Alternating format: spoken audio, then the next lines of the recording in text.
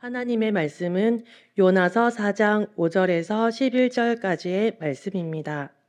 요나서 4장 5절에서 11절까지의 말씀입니다. 요나가 성읍에서 나가서 그 성읍 동쪽에 앉아 거기서 자기를 위하여 초막을 짓고 그 성읍에 무슨 일이 일어나는가를 보려고 그 그늘 아래에 앉았더라. 하나님 여호와께서 박농쿨을 예비하사 요나를 가리게 하셨으니 이는 그의 머리를 위하여 그늘이 지게 하며 그의 괴로움을 면하게 하려 하심이었더라. 요나가 박농쿨로 말미암아 크게 기뻐하였더니 하나님이 벌레를 예비하사 이튿날 새벽에 그 박농쿨을 갉아먹게 하심에 시드니라.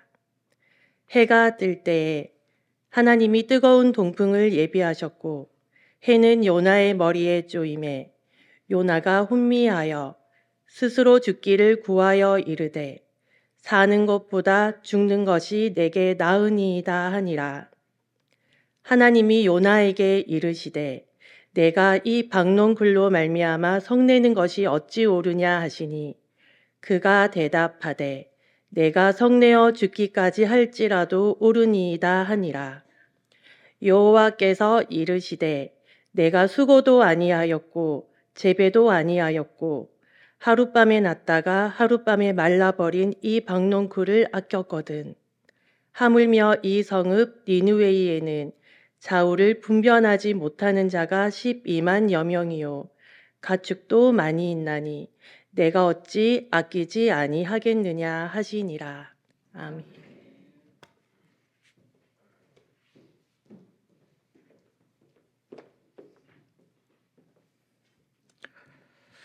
사랑하는 성도 여러분, 오늘은 우리 교회에 특별한 은혜가 흐르는 날입니다. 선교 훈련을 마친 지체들이 훈련의 여정을 마무리하고 이제 하나님의 마음을 품고 이제 새로운 길을, 선교의 길을 걸어가려고 합니다. 우리는 이들의 헌신에 축하와 격려를 보내지만 오늘은 단지 우리 수료자들만을 위한 날이 아닙니다. 이 자리에서 우리 모두가 함께 스스로 물어야 합니다. 나는 지금 무엇을 아끼며 살아가고 있는가? 왜냐하면 오늘 본문에 하나님께서 요나에게 던지신 질문이기 때문입니다.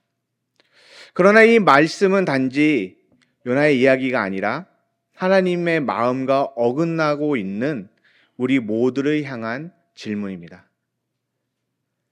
요나는 하나님께 부름을 받은 선지자였습니다. 하지만 그는 하나님의 부르심에 처음부터 불순종하였습니다. 이방 도시, 그것도 이스라엘의 원수였던 니느웨에 가라는 하나님의 명령은 요나의 정서와 그리고 세계관에 충돌했기 때문이었습니다. 그는 결국 하나님의 뜻을 피해 도망쳤고 폭풍과 물고기의 뱃속에서 고난을 통해 다시 겨우 순종의 길로 가게 되었습니다. 하나님의 말씀을 니느웨에 선포했고 놀랍게도 그 도시는 회개하였습니다. 하나님께서는 그 회개를 통해 심판을 거두신 것이었습니다. 하지만 이 모든 상황을 지켜보고 있었던 요나는 그렇게 크게 기뻐하지 않았습니다. 그는 오히려 마음속에 분노로 가득 찼습니다. 니느웨라는 도시의 구원이 기쁨이 아니라 불편함으로 다가오게 된 것입니다. 성 밖으로 나가 불평하며 자리를 잡고 앉아 있었던 요나를 위해서 하나님께서는 박농쿨을 준비하셔서 그 머리 위로 그늘이 생기게 하십니다. 그리고 그 박농쿨로 인해서 요나는 잠시나마 기쁨을 누립니다. 그러나 그 다음날 벌레가 그 박농쿨을 갉아먹자 그늘은 사라지고 요나는 다시 화를 내며 차라리 죽는 게 낫습니다라고 하나님께 대들기까지 합니다. 이때 하나님께서 그에게 중요한 말을 합니다. 현대인의 성경의 10절에 이렇게 말하고 있습니다. 너는 내가 수고하지도 않았고 키우지도 않았으며 하룻밤 사이에 났다가 그 다음날 아침에 말라 죽은 그 박덩굴도 측은하게 생각하였다. 요나는 왜 이 박농쿨을 아끼고 그리고 측은하게 생각하였을까요? 그것은 자기에게 유익했기 때문입니다.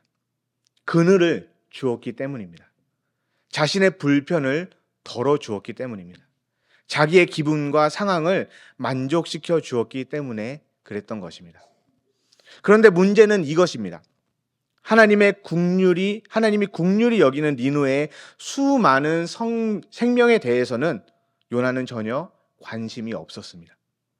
요나는 하나님의 뜻보다 자기의 편안함, 그 편안함을 더 소중히 여겼고 하나님의 마음보다 자신의 감정을 더 붙들고 있었습니다.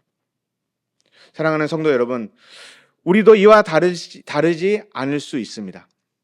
내게 유익한 것은 애써 붙들면서 하나님이 아끼는 사람들, 곧 잃어버린 영혼들, 제 가운데 방황하는 민족들, 아직 복음을 듣지 못한 자들에 대해서 무관심하거나 애써 외면하는 경우가 너무나 많다라는 것을 우리는 되돌아봐야 합니다.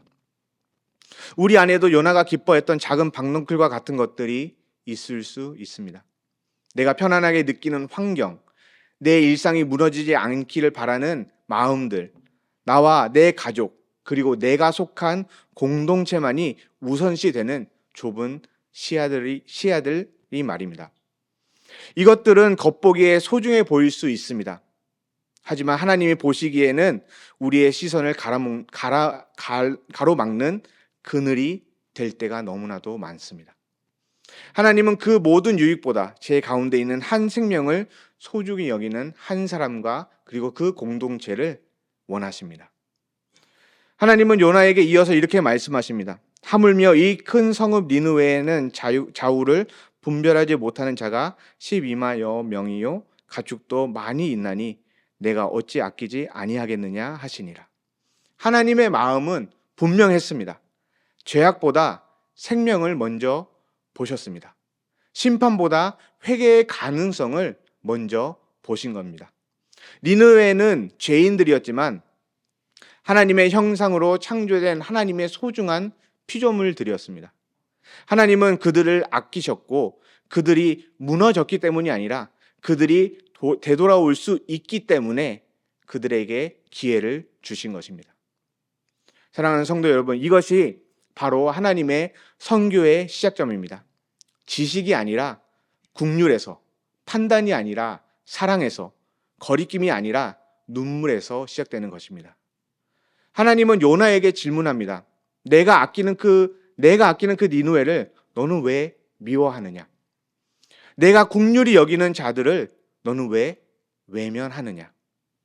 이 질문은 오늘 선교 훈련을 마친 여러분들께, 수료자 여러분들께, 그리고 우리 땅끝교회 공동체 전체에게도 똑같이 던지는 질문입니다. 내가 아끼는 사람들을 너는 아끼고 있느냐? 내가 눈물을 흘리는 그 땅을 너는 외면하고 있지 않느냐? 내가 심판보다 국률이 먼저 두는 마음을 너는 품고 살아가고 있느냐? 사랑하는 우리 수료자 여러분, 여러분은 지난 몇 주 동안 선교적 관점과 세계관을 배워왔습니다. 하나님께서 어떻게 열방 가운데 일하시고 계시는지, 역사 속에서 어떻게 하나님의 나라가 확장되어 왔는지 깊이 경험하셨습니다. 하지만 오늘 여러분들의 가슴에 새겨야 할 더 본질적인 질문이 있습니다. 여러분들은 그 하나님의 마음을 이 과정을 통해서 품게 되셨습니까? 하나님이 흘리시는 눈물을, 그 열방을 향한 눈물을 여러분들도 똑같이 흘리고 계십니까? 하나님이 어찌 아끼지 아니하겠냐라는 그 말씀, 그 영혼들을 향해 여러분들도 동일하게 그 마음이 움직이고 계십니까? 선교는 정보로 시작하지 않습니다. 선교는 눈물로 시작됩니다. 하나님의 마음을 알고 그 마음이 내 안에 강하게 뛰기 시작할 때 비로소 선교는 나의 사명이 되는 것입니다. 훈련을 마쳤다는 사실이 중요한 것이 아닙니다.